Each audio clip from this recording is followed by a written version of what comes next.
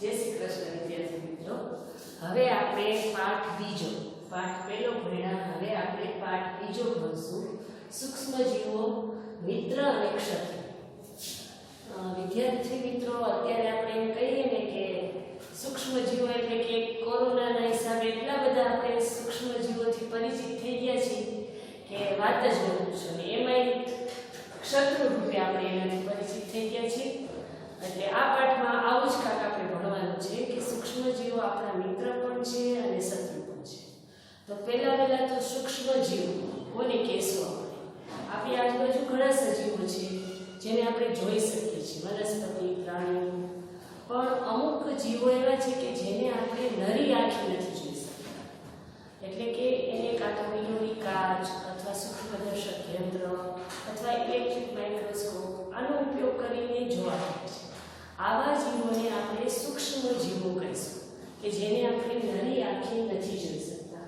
તો પહેલા સૂક્ષ્મ જીવોમાં આવશે એના મુખ્ય આપણે પ્રકાર કહીએ કે સૂક્ષ્મ જીવોના મુખ્ય પ્રકાર કયા કે જેને આપણે નરી આંખે નથી જોઈ શકતા? બેક્ટેરિયા, ફૂગ, પ્રજીવ અને કીટ કે જેને આપણે નરી આંખે નથી જોઈ શકતા। પછી આવશે વાયરસ। વાયરસ એક એવો જીવ છે કે જેને આપણે સજીવ નિર્જીવને જોડતી કડી કહી શકીએ, કારણ કે વાયરસ છે એ આપણે આમ તો વાતાવરણમાં મૃત સ્વરૂપે સજીવ સ્વરૂપે હોય, પણ જો એને કોઈ યજમાન મળી જાય એટલે કે એવો કોષ મળી જાય કે જેમાં એ પ્રવેશ શકે, પછી બેક્ટેરિયા હોઈ શકે, કોઈ પ્રાણીનું શરીર પણ હોઈ શકે, ફૂગ, ગમે એક કોષી કે બહુકોષી કોઈ પણ સજીવમાં પ્રવેશી જાય વાયરસ, પછી એનું ઝડપથી વિભાજન થાય છે। અહીંયા વિભાજન શબ્દનો મેં ઉપયોગ કર્યો, વિભાજન અથવા તો વિઘટન થાય, એટલે કે એને એકમાંથી બે, બેમાંથી ચાર, ચારમાંથી આઠ, આઠમાંથી 16 ઘણું બધું એનું વિભાજન થઈને આગળ વધે છે। હવે સૂક્ષ્મ પ્રશ્ન એ થાય કે સૂક્ષ્મ જીવો ક્યાં રહે છે? સૂક્ષ્મ જીવો તો છે જેને આપણે જોઈ શકતા નથી, તેના માટે એક પ્રવૃત્તિ કરી શકીએ વિદ્યાર્થી મિત્રો કે કોઈ બગીચાની કે કોઈ મેદાનની કે જ્યાં ડામર રોડ નથી ત્યાંની એક ચમચી માટી લઈ અને એ માટીઓને માઇક્રોસ્કોપમાં જોઈએ, તેમાં ઘણા બધા બારીક સૂક્ષ્મ જીવો, ઘણા બધા તો આપણે નામે નથી ખબર, એનું વર્ગીકરણ કે એની કોઈ કક્ષામાં નથી ગોઠવી શકતા, કારણ કે આપણે એને જાણતા જ નથી, એટલે એની કક્ષામાં ગોઠવી શકતા નથી, વર્ગીકૃત કરી શકતા નથી। અથવા કોઈ બંધિયાર પાણીવાળી તળાવ છે કે સરોવર છે એમાંથી પાણીની એક બે બૂંદ લઈને તમે સ્લાઇડ પર મૂકીને માઇક્રોસ્કોપથી જોશો તો એમાં પણ તમને ઘણા બધા સૂક્ષ્મ જીવો જોવા મળશે। એટલે કે સૂક્ષ્મ જીવો આમ જોવો તો સર્વત્ર હોય, આ તમે ખાલી પાણી અને મેદાન, પણ તમે ઠંડા પ્રદેશમાં જાઓ, ગરમ પ્રદેશમાં જાઓ, શુષ્ક પ્રદેશમાં જાઓ, વાતાવરણમાં, હવામાં, એટલે કે બધા જ ગમે એ મોસમ હોય, ગમે એની પર્યાવરણ હોય, સૂક્ષ્મ જીવોનો વસવાટ ત્યાં હોય છે। એટલે કે સર્વત્ર છે। એક સોયની અણી ઉપર ઘણા બધા હજારોની સંખ્યામાં બેક્ટેરિયા, વાયરસ હોય। ખાલી સોયની અણી નોકની વાત કરું છું કે એમાં હજારોની સંખ્યામાં હોય અને એક ચમચી માટીમાં લાખોની સંખ્યામાં બેક્ટેરિયા રહેલા હોય છે। એટલે કે સૂક્ષ્મ જીવો સર્વત્ર હોય છે। આપણે પરિચિત છીએ એવા સૂક્ષ્મ જીવો લગભગ ફૂગ અને લીલ કે જેને આપણે આમ જોવા જઈએ તો નરી આંખે જોઈ શકીએ। હવે આ ચોમાસું બેસશે એટલે આપણે ખબર છે કે બ્રેડ ઉપર અથવા આપણા જે જૂના ચપ્પલ હોય એ ચપ્પલ ઉપર ફૂગ જમાઈ જાય, ચામડાની વસ્તુ ઉપર, રોટલી ઉપર, એટલે કે લીલા કાળા ધબ્બા। તમે એમ કહો કે એ તો આપણે નરી આંખે જોઈ શક્યા, તળાવમાં લીલ છે એ નરી આંખે દેખાય છે, પણ એનો જથ્થો છે, સમૂહ છે, એક નથી, એનો એક કોષ નથી, ઘણા બધા સમૂહમાં લીલ અને ફૂગ છે એ સમૂહમાં રહે છે, ભેગા રહે છે, એટલે આપણે એને નરી આંખે જોઈ શકીએ છીએ। એક હોય તો તમે એને નરી આંખે જોઈ શકો નહીં। જ્યારે પ્રજીવ અને બેક્ટેરિયા છે એ સમૂહમાં નથી રહેતા, એટલે આપણે એને નરી આંખે જોઈ શકતા નથી। એટલે તમને એમ હોય કે ભાઈ ફૂગ અને લીલ તો નરી આંખે જોઈ શકીએ છીએ, પછી એને સૂક્ષ્મ જીવમાં શું કામ એને રાખવામાં આવે? પણ એને કીધું એ પ્રમાણે સમૂહમાં રહે છે, એટલે આપણે દેખાય છે, બાકી એક ન દેખાય। તમને એની રચના જોવી હોય તો બ્રેડના કાળો ધબ્બો હોય ને બિલોરી કાચથી જો એમાં છે એ ખરેખર જીવ છે અને એના જે સૂક્ષ્મ જીવ છે એ તો હવામાં ઉગતા હોય પણ એને બ્રેડ મળી જાય એટલે એની ઉપર સ્થાયી થઈ જાય, પોતાનું પોષણ મેળવે અને એમાં વધારો થાય અને એ સમૂહમાં થઈ જાય એટલે પછી આપણે દેખાય. આવતી હવામાં હોય આવતી આપણે દેખાતા નથી. હવે સૂક્ષ્મજીવો ક્યાં રહે છે એ જોયું. હવે સૂક્ષ્મજીવોને આપણે મેં કીધું સર્વત્ર છે, આપણી આજુબાજુ છે એટલે આપણે એનાથી ઘેરાયેલા જ છીએ સૂક્ષ્મજીવો. તો આપણા એનાથી ઘેરાયેલા છીએ તો એ આપણા મિત્ર પણ હોય અને શત્રુ પણ હોય. તો અમુક સૂક્ષ્મજીવો મિત્ર છે ને અમુક શત્રુ છે. તો આ પાઠમાં આપણે પહેલા ઉપયોગી સૂક્ષ્મજીવો અને જે આપણા ઉપયોગમાં આવે એને આપણે મિત્ર કહીશું.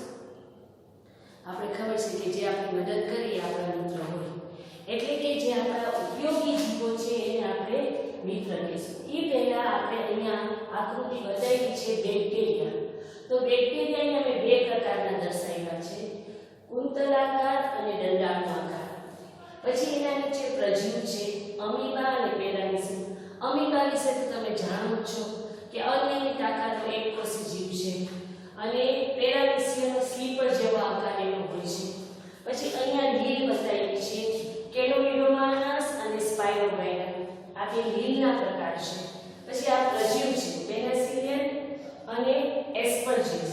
બેના નામ પરથી ખબર પડે પેનિસિલિયમ કે દવામાં ઉપયોગી હશે, એના ઉપરથી પેનિસિલિન નામની દવા બની છે. પછી અહીંયા છે વાયરસ. હવે મેં કીધું એ પ્રમાણે કે વાયરસ છે એ ખતરનાક છે, ક્યારેય આપણો મિત્ર ન બની શકે.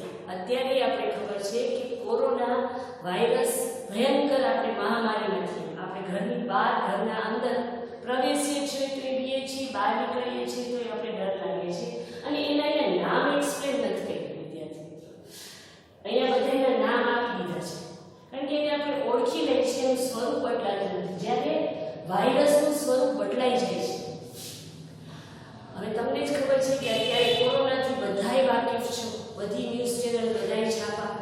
દેશ પ્રમાણે એના સ્વરૂપ બદલાય છે. જે એક જ રોગનો વાયરસ પણ અલગ અલગ દેશમાં એના અલગ અલગ, એટલે કે એની દવા શોધવામાં આપણે વાર લાગે છે. શું કામ વાર લાગે છે? કે એનું સ્વરૂપ બદલે છે, કોઈ નામ નથી અપાઈ શકતું એને.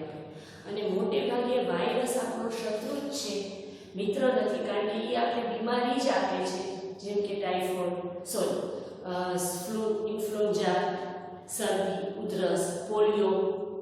આ બધા એ વાયરસથી થતા અને જીવલેણ રોગ છે. કેન્સર જોજો, એને આપણે દવા શોધી નથી શક્યા અને શોધી શક્યા છે તો એ અસરકારક નથી.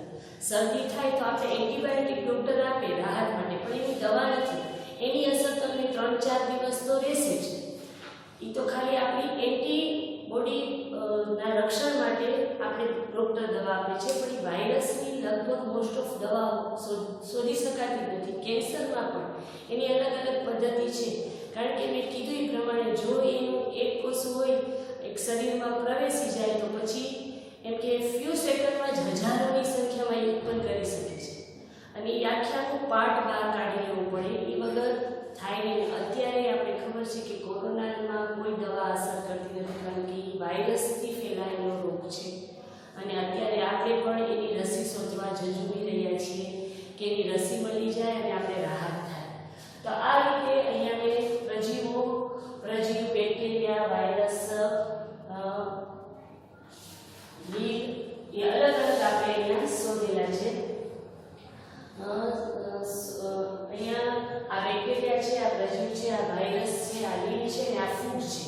અહીંયા ભૂલથી પ્રજીવ લખાઈ દીધું પણ આ ફૂગ છે, આ લીલ છે અને આ વાયરસ છે અને આ બેક્ટેરિયા છે. તો અલગ અલગ આપણે અહીંયા પ્રકાર જોયા સૂક્ષ્મજીવો. હવે એના ઉપયોગો જોઈએ કે સૂક્ષ્મજીવો કે પેલું જમીનની ફળદ્રુપતામાં કામ કરે છે. સૂક્ષ્મજીવો છે એ જમીનની ફળદ્રુપતા એટલે કે જમીન ફળદ્રુપ કરવામાં અહીંયા કામ લાગે છે. આ ફૂગ છે. કઈ રીતે કામ લાગે છે? તો આપણે આગલા ધોરણમાં ભણી ગયા કે સિમ્બિકુની વનસ્પતિ ના અંદર મૂળમાં, સિમ્બિકુની વનસ્પતિ એટલે કે કઠોળ, એના મૂળમાં રાઇઝોબિયમ નામના બેક્ટેરિયા છે. આ બેક્ટેરિયા કરે છે? નાઇટ્રોજનનું સ્થાપન કરે છે અને એના દ્વારા વનસ્પતિને નાઇટ્રોજન મળે છે અને આપણને એના દ્વારા પ્રોટીન મળે છે. એટલે કે જમીનની ફળદ્રુપતામાં બેક્ટેરિયા ભાગ ભજવે છે. એટલે કે આપણા માટે મિત્ર થયા. એનો ઉપયોગ આપણે જમીનની ફળદ્રુપતા વધારવા માટે કરી શકીએ છીએ. પછી છે દહીં અને બ્રેડ બનાવવામાં. તો આપણે ખબર છે કે મમ્મીને જોયા હશે કોઈ વાર કે દૂધના અંદર થોડું દહીં મેળવી દઈએ તો ઓટોમેટિક 6-7 કલાક પછી દહીં જામી જાય છે. તો એમાં પણ બેક્ટેરિયા જ કામ લાગે છે કે બેક્ટેરિયાના લીધે આપણે દૂધમાંથી દહીં પુષ્કળ પ્રમાણમાં બેક્ટેરિયા જમા થાય છે. એમાંથી આપણે દૂધમાંથી દહીં બનાવી શકીએ છીએ. એના માટે એક પ્રવૃત્તિ આપણે કરીએ ઈસ્ટ પાવડરની, કે જે બેક્ટેરિયા દ્વારા એમાં આપણે વાનગી બનાવવામાં એનો ઉપયોગ કરીએ છીએ, બ્રેડ બનાવવામાં એનો ઉપયોગ કરીએ છીએ, પેસ્ટ્રી બનાવવામાં એનો ઉપયોગ કરીએ છીએ. તો કે એક આપણે વાટકો મેંદો લઈએ, એના અંદર થોડી ખાંડ નાખીએ અને ગરમ પાણી નાખીએ અને 1 ચમચી ઈસ્ટ પાવડર નાખીએ. એનું કણક પલાળીને આપણે એને રહેવા દઈએ. 6-7 કલાક પછી કણક ફૂલાઈ જાય છે. એટલે કે ફૂલાઈને ઘણા બધા પુષ્કળ પ્રમાણમાં બેક્ટેરિયા ઉત્પન્ન થાય છે અને એના દ્વારા આપણે ઘણી વખત ઢોકળા, ઇડલી, મમ્મી આથો લઈ આવવાની પ્રક્રિયા, એટલે કે આથવણની પ્રક્રિયામાં પણ બેક્ટેરિયાનો ઉપયોગ થાય છે. અને ઓટોમેટિક આથવણની પ્રક્રિયા આપણે ખબર છે કે ઘણી બધી જગ્યાએ આપણે કામ લાગે છે. હવે સૂક્ષ્મજીવોનો વેપારી ઉપયોગ, એટલે કે વેપારી દ્રષ્ટિએ કેમ થાય? તો સૂક્ષ્મજીવો આલ્કોહોલ ઉત્પન્ન કરે છે, એટલે કે બિયર છે, શરાબ છે, એનામાં ઉપયોગ થાય છે કે ફ્રૂટને સંગ્રહીને એના અંદર ઈસ્ટ મેળવીને એમાંથી આલ્કોહોલ બનાવવામાં આવે છે. અને આલ્કોહોલ તમે આ પ્રવૃત્તિ ઘરે પણ કરી શકો. એક બીકરમાં 500 ml પાણી લો, પછી એમાં ખાંડ ઉમેરો અને ખાંડ ઉમેરી અને એના અંદર ઈસ્ટ પાવડર નાખીને એને 6-7 કલાક રહેવા દો. પછી તમે એની ખુશ્બુ સૂંઘો, તમને ખ્યાલ આવશે કે એમાં પણ આલ્કોહોલની સ્મેલ આવશે. એટલે આ રીતે વેપારી, એટલે કે બિયર અને શરાબ બનાવવામાં આપણે બેક્ટેરિયાનો ઉપયોગ, સૂક્ષ્મજીવોનો ઉપયોગ કરી શકીએ છીએ. પછી સૂક્ષ્મજીવોનો ઔષધીય ઉપયોગ. તો ઔષધીય ઉપયોગ એટલે કે દવા બનાવવા. મેં અહીંયા કીધું તમને પેનિસિલિનમાંથી, પેનિસિલિન નામની એન્ટીબાયોટિક દવા બનાવવામાં આવે છે. એવી જ રીતે એન્ટીબાયોટિક દવા બનાવવા માટે પણ સૂક્ષ્મજીવોનો ઉપયોગ થાય છે. ઘણી વખત એન્ટીબાયોટિક દવા વધારે લેવાથી નુકસાન પણ થાય છે વિદ્યાર્થીઓ. એટલે આપણે દવા ડૉક્ટરની સલાહ વગર લેવી જોઈએ નહીં. એટલે એન્ટીબાયોટિક દવા એટલે કે ઔષધીય ઉપયોગ પણ સૂક્ષ્મજીવોનો ઉપયોગ થાય છે. ઘણી બધી જગ્યાએ અલગ અલગ પ્રકારની ઔષધિઓ બનાવવામાં અલગ અલગ પ્રકારના ફૂગ અને લીલ અને બેક્ટેરિયાનો ઉપયોગ કરીને દવા બનાવી શકાય છે. હવે આ દવાની વાત આવી તો રસી. અત્યારે પણ આપણે કોરોનાની રસી શોધીએ છીએ. તો પ્રશ્ન થાય કે રસી શું છે? રસી કઈ રીતે કાર્ય કરે છે? તો રસી એટલે કે તમારા શરીરના અંદર એન્ટીબાયોટિક, એટલે કે આપણા જે શ્વેતકણો છે એ આપણા શરીરના એન્ટીબોડી, એટલે કે આપણા શરીરને રોગોથી બચાવે છે. રક્ષણાત્મક આપણા કોષ છે શ્વેતકણો, પણ એ ક્યારે રક્ષણાત્મક કરી શકે કે ઓળખતા હોય. કોઈ રોગના સૂક્ષ્મજીવોને ઓળખતા હોય તો પહેલેથી આપણું શરીર એન્ટીબોડી બનાવી લે એની સામે લડવા. એટલે કે એ રોગ આપણે પ્રવેશે આપણા શરીરમાં, એ રોગના જીવાણુ પ્રવેશે એટલે એની સામે લડે. હવે આ ક્યારે શક્ય બને કે પહેલેથી તમારા શરીરના શ્વેતકણો ઓળખતા હોય રોગના જીવાણુ. તો આ રસી એટલે કે જે રોગની રસી તમને મૂકવામાં આવે છે એ રોગના મૃત જીવો, એટલે કે મૃત કોષો, એ રોગના જેનાથી રોગ થાય છે એ સજીવને, મૃત એના કોષોને તમારા શરીરમાં પ્રવેશવા દેવાના. એટલે કે તમારા શરીરના શ્વેતકણો એને ઓળખી લે. પછી જ્યારે રિયલમાં એ હુમલો કરે, તમને રોગ લાગુ પડે એટલે ઓળખી ગયા હોય કે આ કોષો સામે મને લડવાનું છે, એટલે એની સામે લડે.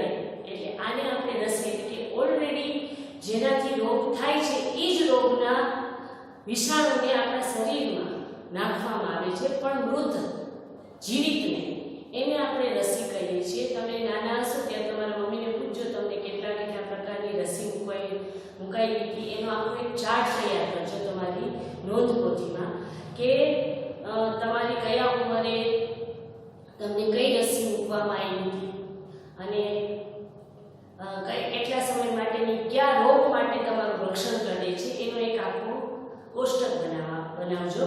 અને સાથે સાથે સૂક્ષ્મજીવોનો ઔષધીય ઉપયોગ અને આ રસી એ બંનેની એક ટૂંક નોંધ લખજો કોષ્ટક સાથે કે તમારે કયા રોગથી કઈ રીતે રક્ષણ મળે છે અને એ રસીનું નામ શું છે એ તમારે તૈયાર કરવાનું છે તમારી નોટબુકમાં હોમવર્ક તરીકે સૂક્ષ્મજીવોનો ઔષધીય ઉપયોગ અને રસી વિશે.